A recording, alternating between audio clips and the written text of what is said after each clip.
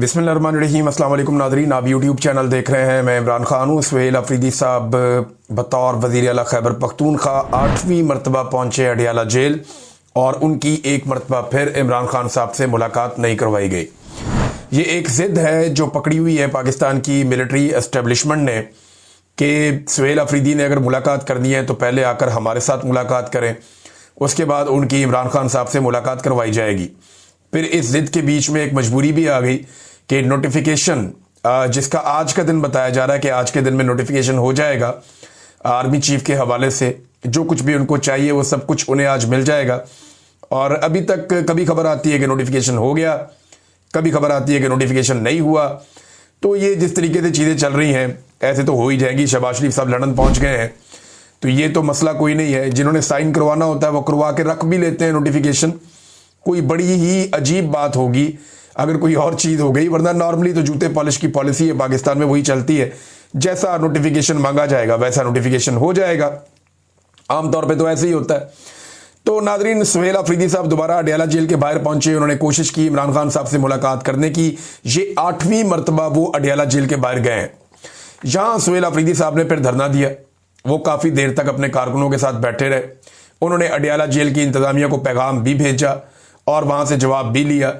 काफ़ी देर तक बातचीत करते रहे। अब जो चीज़ें सुहेल अफरीदी ने वहां पे आकर कहीं वो मैं आपके सामने रख देता हूं। एक तो उन्होंने कहा जी 8वीं मरतबा इमरान खान साहब से मुलाकात करने के लिए मैं आया हूं और शराफत के साथ मैं यहां पे पहुंचा हूं इमरान खान साहब से मुलाकात करने के लिए। इसमें उन्होंने एक पैगाम तो भेजा। एक तो ये कहा कि इमरान खान की सेहत के बारे में इंटरनेशनल मीडिया पर खबरें और अफवाहें चल रही हैं। उन खबरों के बाद पाकिस्तान तहरीक इंसाफ और कारकुनान में तशवीश बढ़ रही है। टेंशन मजीद बढ़ी तो कौम सड़कों पर आएगी। हमारी इमरान खान से मुलाकात करवाएं ताकि हम कौम को उनके बारे में बताएं। अगर हमें मिलने नहीं दिया जाता तो फिर अगले लायामल का ऐलान करेंगे। सुहेल अफरीदी साहब ने यह स्टेटमेंट दिया। दूसरा जो उनका एक और बयान, उन्होंने कहा कर्नल साहब को बताएं कि अडियाला जेल के अंदर जेलर है या कर्नल है। वैसे तो इमरान खान साहब भी कहते हैं कि कर्नल है जो कंट्रोल करता है और पाकिस्तान तहरीक इंसाफ का ये मानना है। वैसे भी देखे ना, आसिम मुनीर साहब के कंट्रोल में है सारा मुल्क, वही फैसला करते हैं क्या करना है क्या नहीं करना।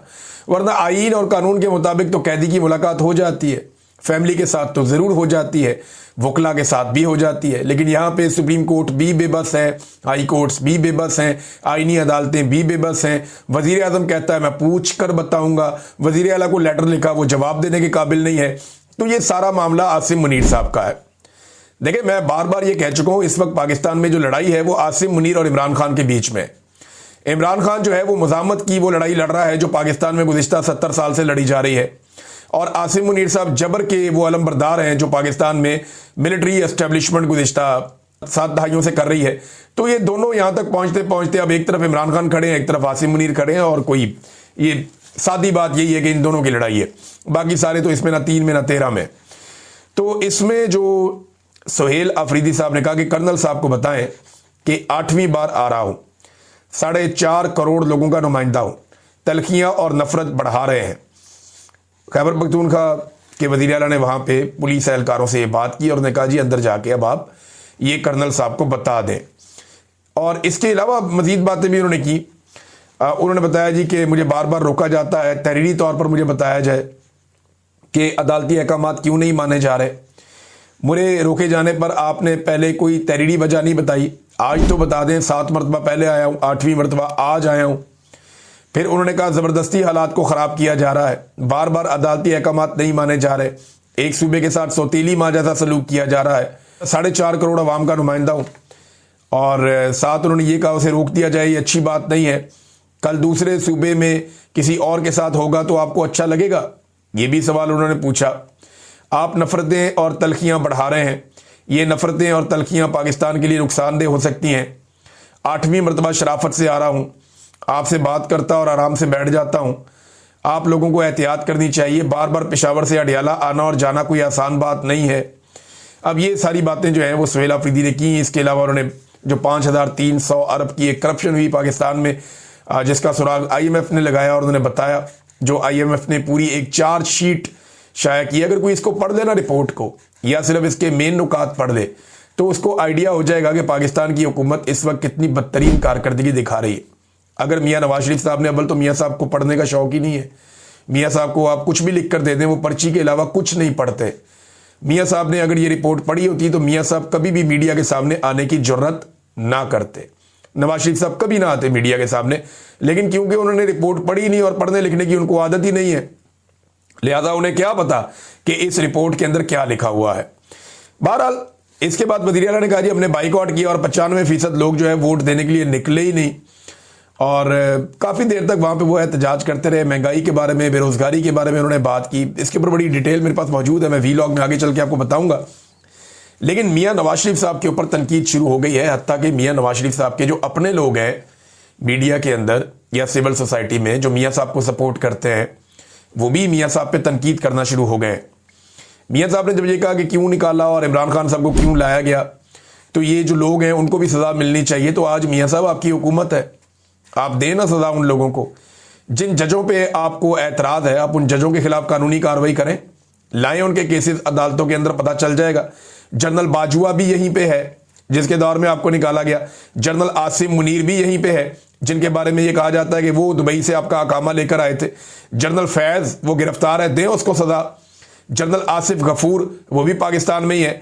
जनरल इरफान जिसके बारे में ये गालिबन यही नाम था, दावा किया गया कि मरियम नवाज को क्रश कर दो, वो भी इधर ही है। बाकी सारे जर्नैल भी उधर ही हैं। किसी के खिलाफ तो कार्रवाई कर लो भाई। और नहीं तो जो पापा जॉन्स वाला जर्नल था, जनरल आसिम सलीम बाजुआ, आप लोगों ने तो बड़ी छलांगे मारी थी और जलसों में तकरीरें की थी, तो उसके खिलाफ कानूनी कार्रवाई कर लो। किसी एक जर्नैल के खिलाफ क्या, किसी एक कैप्टन या एक अर्दली के खिलाफ भी नवाज शरीफ और शहबाज शरीफ हुकूमत में आने के बावजूद कोई कार्रवाई नहीं कर पाए। फर्ज करें कल इमरान खान की हुकूमत आती है और इमरान खान भी कोई कार्रवाई नहीं कर पाता, तो ये तो इमरान खान साहब के लिए भी ये सवाल होगा। लेकिन जब आएगी तब देखेंगे। लेकिन आज तो मियाँ नवाज शरीफ साहब और उनका इनकलाब जो है वो कटहरे में खड़ा है।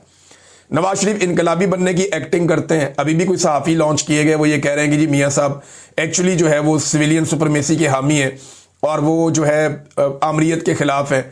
लेकिन मियाँ साहब ने तो सारे इख्तियारात उठा के आर्मी चीफ को दे दिए, सारी ताकत, मुराद और इस्तिस्ना उठा के आर्मी चीफ को दे दिया और वो उसी का इंतज़ार कर रहे हैं और तो किसी चीज़ का इंतज़ार नहीं है। तो मियाँ नवाज शरीफ साहब इनकलाबी कोई नहीं है। मियाँ नवाज शरीफ साहब को कोई धोखा धोखा नहीं दिया गया।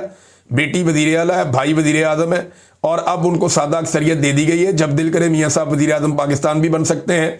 अगर थोड़ी सी भी PMLN के अंदर हिम्मत बाकी है तो फिर वो अपने वज़ीर आज़म को चेंज करे ना, वो लेकर आए। नवाज शरीफ साहब के अंदर तो बड़ी ख्वाहिश बार बार पनप रही है कि जनाब मैं वज़ीर आज़म बनना चाहता हूँ, तो बनाए फिर मियाँ नवाज शरीफ को वज़ीर आज़म।